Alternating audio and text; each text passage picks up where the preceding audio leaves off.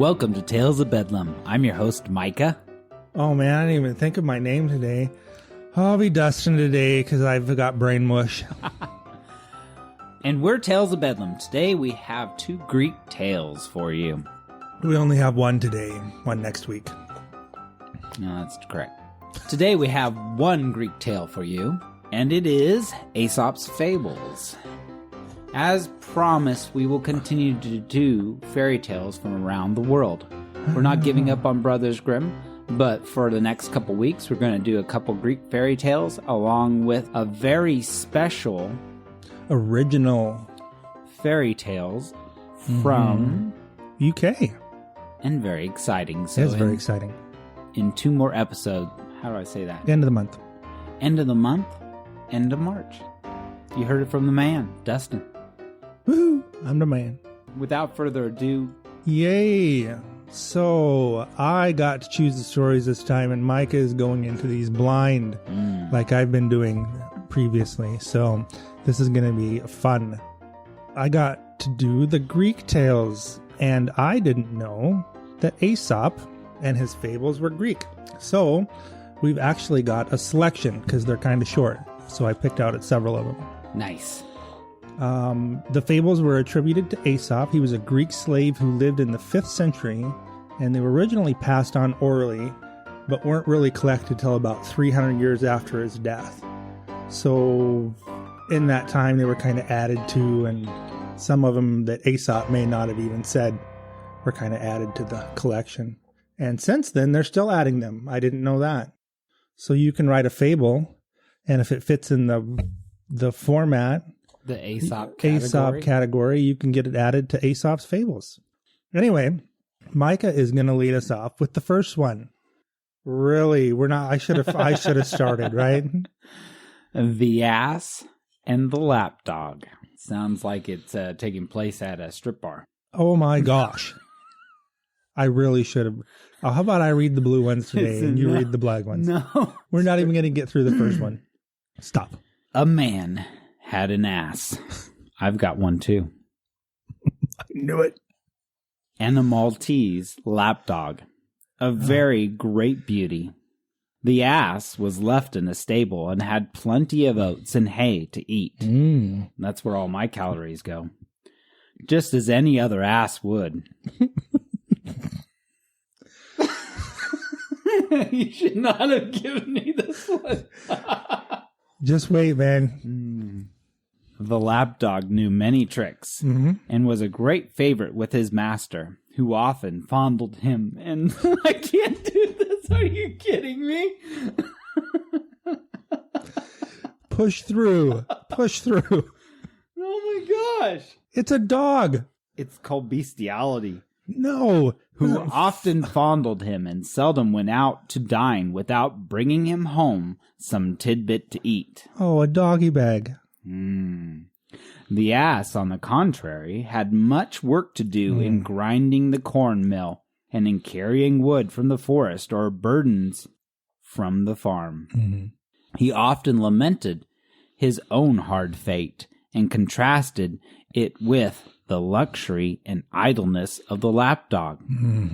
Still, at last, one day, he broke his cords and halter and galloped into his master's house, kicking up his heels without measure and frisking and fawning as well as he could. He tried to jump about his master as he had seen the lapdog do, but he broke the table and smashed all the dishes upon it. To atoms. Hey, we've had that before. Atoms. This must be the translation. Remember, we thought it would be like dust, right? But the translation particles says atoms. Comes up as atoms. He then attempted to lick his master and jumped upon his back. Is there going to be further fondling? Oh my gosh, this is the best one. The servants, hearing this strange hubbub. How'd they translate hubbub? It says hubbub. Hubbub. Should there be like a space in there? Hullabaloo. Okay. The raucous. The strange hullabaloo and perceiving the danger of their master, quickly relieved him and drove out the ass to his stable with kicks and clubs and cuffs. The ass, as he returned to his stable, beaten nearly to death, thus lamented, I have brought it on myself. Why could I not have been contented to labor with my companions, and not wish to be idle all the day like that useless lapdog? So, a difference between fairy tables and fables is the fables are going to have a moral, right? And sometimes it'll be clear and it'll be at the end of the story. Oh, but there's a moral to the tables. Fairy tales are tables just for fairies, right? Fairy tables are where fairies drink their tea. That's not tea. That's why I'm going to drink my tea. So there was a moral to the story. Be content with your lot, and the grass is not always greener, right? The ass got beaten and cuffed and sent back to the stall. All right. I had the next one. You might start to see a theme here. Whenever you're ready, sir. Well, I can't remember what the last thing I said was. Well, let's go. Next fable, the salt merchant and his ass. I wonder what the connecting piece is. You have to wait till the end stories. to find out. A peddler drove his ass to the seashore to buy salt. His road home lay across a stream into which his ass, making a false step, fell by accident and rose up again with his load considerably lighter as the water melted the sack. Ooh. Right? The water salt, washed away his salt. Sack. The peddler retraced his steps and refilled his panniers with a larger quantity of salt than before. When he came again to the stream, the ass fell down on purpose in the same spot. Okay. What is a pannier? That's the wicker baskets they hung over the back of the donkeys. Oh, okay. Okay. Yeah. Fell down on purpose in the same spot, and regaining his feet with the weight of his load much diminished, brayed triumphantly as if he had obtained what he desired. Nice. He's a smart ass. Very smart. The peddler saw through his trick and drove him for the third time to the coast, where he bought a cargo of sponges instead of salt. Yes. He ass got smart too. Yeah. The ass, again playing the fool, fell down on purpose when he reached the stream, but the sponges became swollen with water, greatly increasing his load. And thus his trick recoiled on him, for he now carried on his back a double burden. Wow. And the moral of that story is, don't try to shirk your work, man. Do your fair share. You'll get a double load if you don't. Double load. So true. So true. Now that I see the name of this next one, you're welcome. I think you're setting me up. The third fable for tonight. The ass, the cock, and the lion. An ass and a cock were in a straw yard together. Stop laughing. You're making me laugh. I'm so sorry. They were in a straw yard together when a lion, that's an odd lots of lions. Ensemble, desperate from hunger, approached the spot. He's starving. He was about to spring upon the ass when the cock, to the sound of whose voice the lion, it is said, has a singular aversion, crowed loudly, and the lion fled away as fast as he could. Scared him away. It's like the, what's the Wizard of Oz line? The Cowardly Lion. The Cowardly Lion. Yes. Scared of the chicken. You know what? I want to go to Africa and try this out. I'm starting to think the lions are pretty chicken. All right, man. You go ahead and do that, and I'll send me a postcard. Tell me how it works out. No, you got to come with me so you can film the whole thing. From a long ways away, sure. We'll go viral. The ass, observing his trepidation at the mere crowing of a cock, summoned courage to attack him and galloped after him for that purpose. He had no He had run no long distance when the lion turned around, seized him, and tore him to pieces. Youch. False confidence often leads into danger. There you go. That was one where the moral was spelled out for us. Makes me rethink my trip to Africa. Yeah. False confidence. You were going to let me get eaten by a lion, Dustin. You were going to let me film it. And you were going to film it. You were just going to stand back. No. And let me take this false confidence to an unhealthy level. If we go back in the conversation, which we can because it's recorded, I said, have fun with that. Send me a postcard. And you said, no, you have to go film it. What you should have said, as a true friend, that is false confidence, Micah, and you're going to get yourself eaten. Well, I knew where the story was ending, so I didn't have to say that because I knew it was coming up. All right, moving along. The next one, strangely enough, is called The Playful Ass. Oh, this is one of my favorite ones. An ass climbed up to the roof of a building and frisking about there broke the tiling. The owner went up after him and quickly drove him down, beating him severely with a thick wooden cudgel. Ooh, they're always beating their ass. We need to get a cudgel that we can hang in our studio. Oh, what? No. Yes. That just sounds like someone's going to get hurt. We don't have to use it. Oh. The ass said, "Why, I saw the monkey do this very thing yesterday, and you all laughed heartily, as if it afforded you a very great amusement." What's the moral of that story? We're learning life lessons here today. Monkey see, monkey do.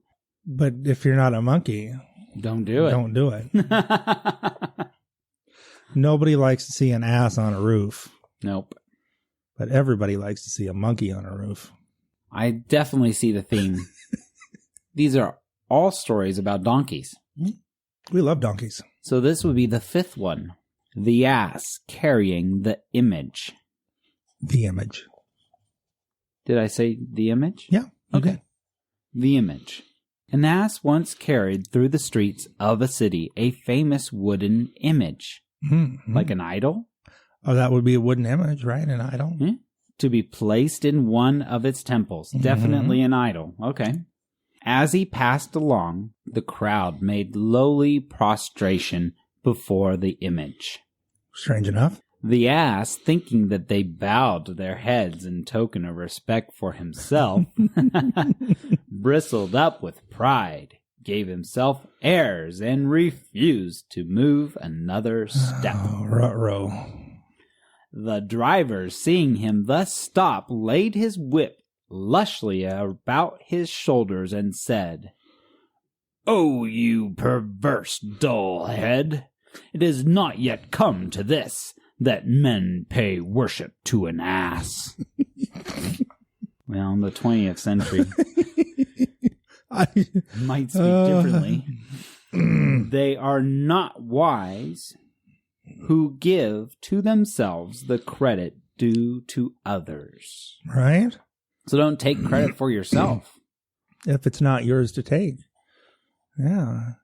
If you're an ass, they're not worshiping you. That's right. Whew. Are we going to make it through? I'm doing fine now. Next one. The ass and his shadow. A traveler hired an ass to convey him to a distant place. I remember this one is really weird. The day being intensely hot and the sun shining in its strength, the traveler stopped to rest and sought shelter from the heat under the shadow of the ass. That's a big ass. Nice. It's a little shade, as this afforded only protection for one, and as the traveler and the owner of the ass both claimed it, a violent dispute rose between them as to which of them had the right to the shadow. What? So they're fighting each other over the shadow, the shade of the donkey. The owner maintained that he had let the ass only, and not his shadow. The traveler asserted that he had, with the hire of the ass, hired his shadow also. Both valid points. The quarrel proceeded from words to blows, and while the men fought, the ass galloped off. And the moral of this story, in quarreling about the shadow, we often lose the substance. You know, I think that both the owner and the traveler could have used the Bricklebrit law services. They could have. If they would have had their contract drawn up by our law services, that wouldn't have been the problem. No argument then. No, it would have been all taken care of. That's right. So, in our pursuit of Aesop's Fables, we have now read 5 fables. 5 or 6, I don't know. On life lessons Life for an lessons. ass. For everybody. Oh, for everybody. For everybody. The next one, the lion, the fox, and, you guessed it, the ass. Woohoo! The lion, the fox, and the ass entered into an agreement to assist each other in the chase. Mm-hmm. Having secured a large booty, I'm so sorry. the lion, on their return from the forest, asked the ass to allot his due portion to each of the 3 partners in the treaty. Mm-hmm. Well, They should have had legal advice. are they going to explain where this came from? What? I don't understand. They got a large treasure, I'm assuming. No, it's food. Oh, okay. Well, then the donkey's not going to be able to eat it. Well, it doesn't specify what kind of food. Okay. The lion returned from the forest, asked the ass to allot his due portion to each of the 3 partners in the treaty. Mm-hmm. The ass carefully divided the spoil into 3 equal shares and modestly requested the 2 others to make the first choice. Oh, he was very nice. The lion, bursting out into a great rage, devoured the ass. What? He's ate him. What?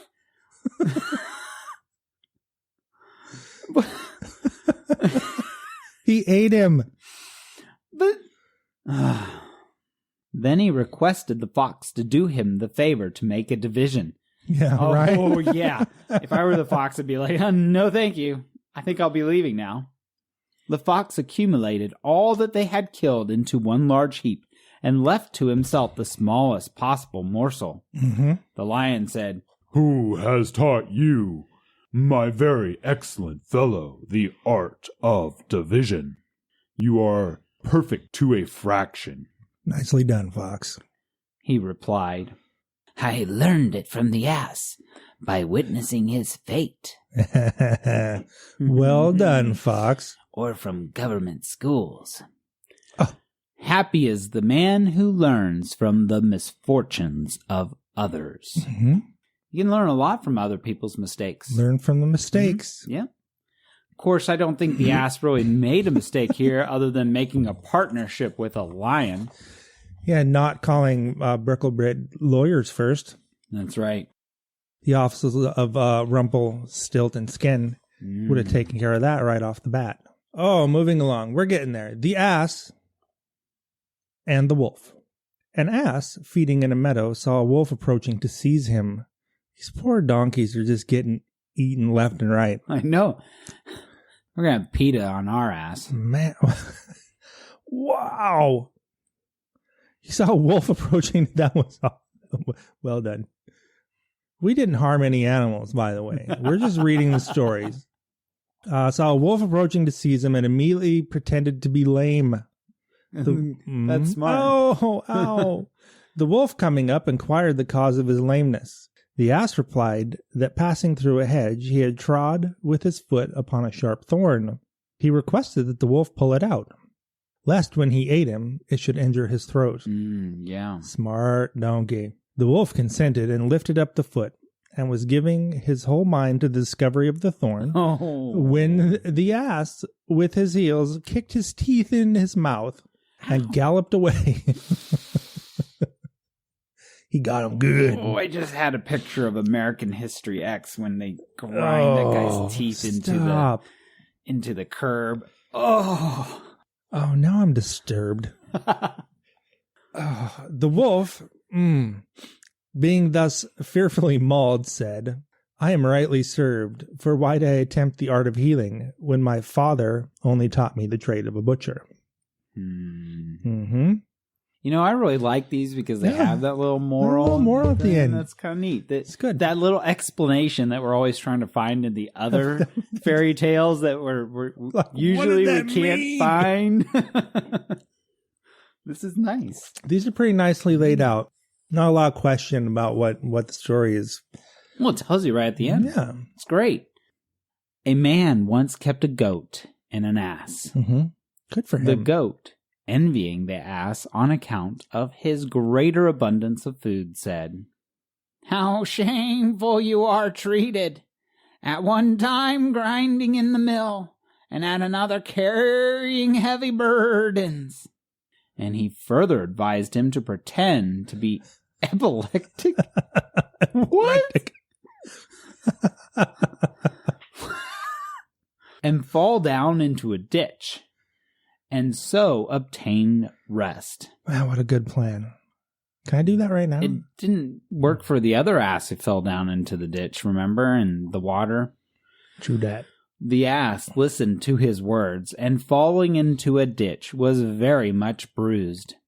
His master, sending for a leech, asked his advice. That's leech is a doctor.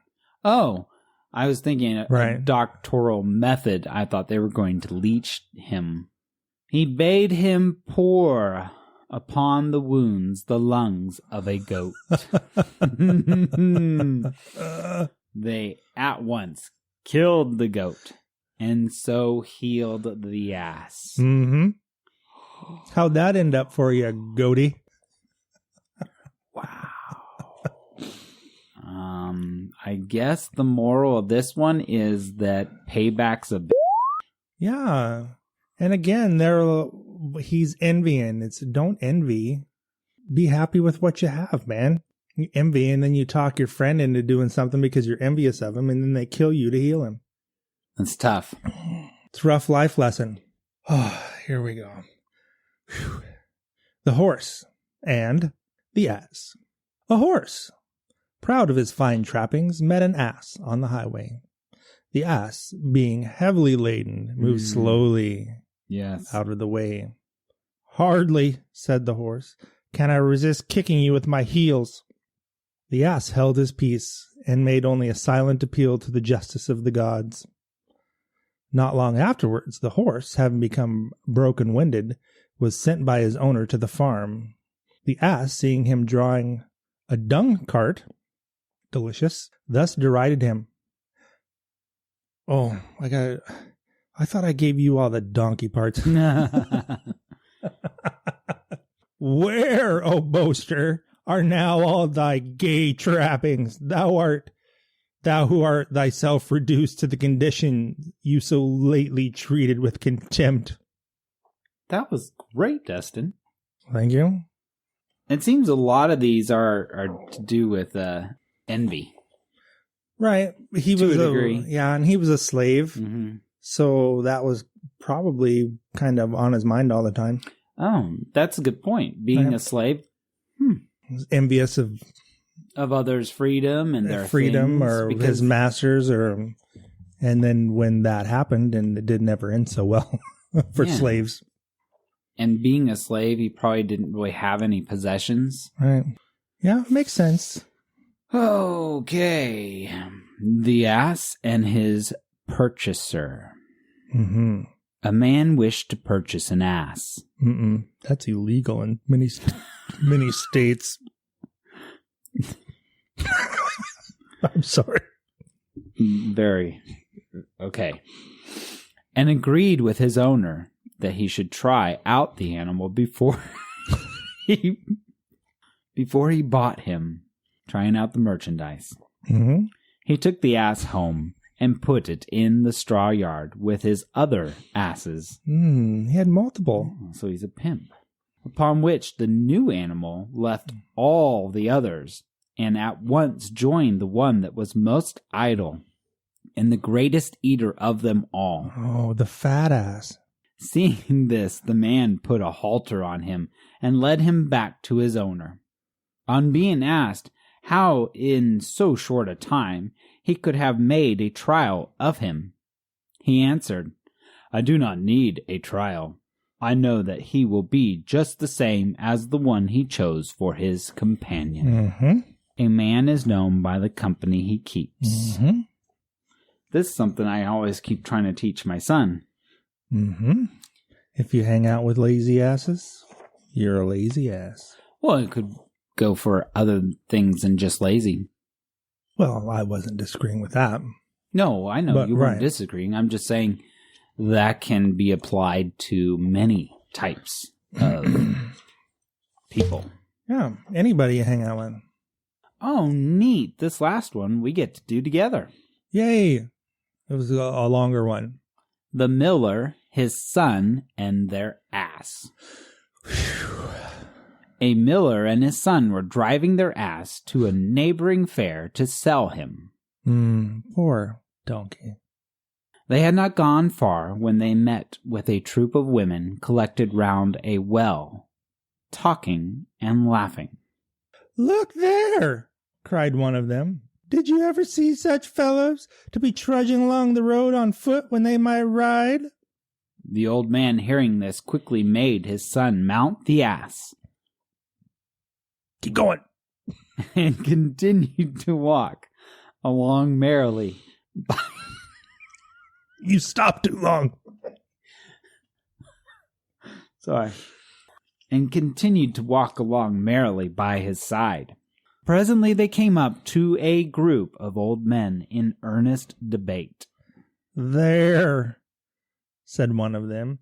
It proves what I was a-saying. What respect is shown to old age in these days. Amen. Do you see that idle lad riding while his old father has to walk? Get down, you young scapegrace, Preach it. and let the old man rest his weary limbs. Upon this, the old man made his son dismount and got up himself. In this manner they had not proceeded far when they met a company of women and children. Why, you lazy old fellow, cried several tongues at once. How can you ride upon that beast? Well, that poor little lad there can hardly keep pace by the side of you. The good-natured miller immediately took up his son behind him. They had now almost reached the town. Pray, honest friend, said a citizen, is that ass your own? Yes, cried the old man. Oh, one would not have thought so, said the other. By the way you load him, why, you two fellows are better able to carry the poor beast than he you. Anything to please you, said the old man. We can but try. So alighting with his son, they tied the legs of the ass together, and with the help of a pole endeavored to carry him on their shoulders over a bridge near the entrance to the town. Wow. This entertaining sight brought the people in crowds to laugh at it, till the ass, not liking the noise nor the strange handling that he was subject to, broke the cords that bound him, and, tumbling off the pole, fell into the river. Another donkey in a river. Upon this, the old man, vexed and ashamed, made the best of his way home again, convinced that by endeavoring to please everybody, he had pleased nobody, and lost his ass in the bargain. Is that the best closing line ever? And lost his ass in the bargain. Very well done. Very good stories, Dustin. I very much enjoyed those. This last one I remember very well. I've heard this in other forms. In other fables. Yeah. You can't please everybody. So he was probably the originator of that, and other people have taken it and with their little spins. It's you can please some of the people some of the time. Mm-hmm. But you can't, or whatever that is. Can't please everybody all the time. Some of the people all of the time, or all the people some of the time, but you can't please all the people all the time. I think it's better to please those closest to you. Right. And not worry about the rest. I never have a problem with that. I just tell people to shut up. I hope you enjoyed these fables today. Don't forget to check out our website at talesofbedlam.com. We put a lot of work into it. We love it. Hope you will too. Bye. Bye.